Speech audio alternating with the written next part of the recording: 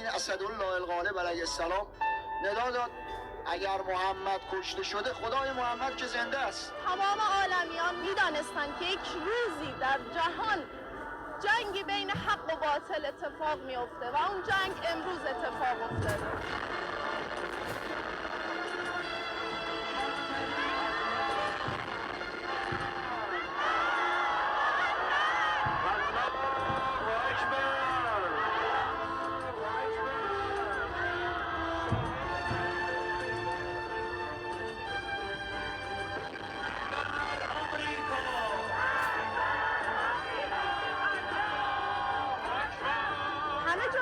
همچین چیزی قفله که بالا سرشون پدافند کار بکنه، موشک باران باشه رو سرشون، وایسن و رجز بخوانن.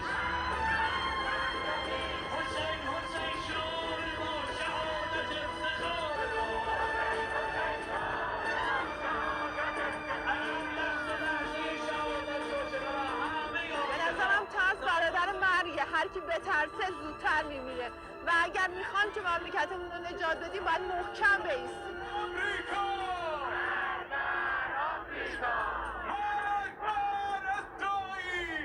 ما از اول اومدیم، از همون شب اول اومدیم، خسته نخواهم شد. خدا یاری میکنه بازم میام تا روز پیروزی انشاءالله. این جنایت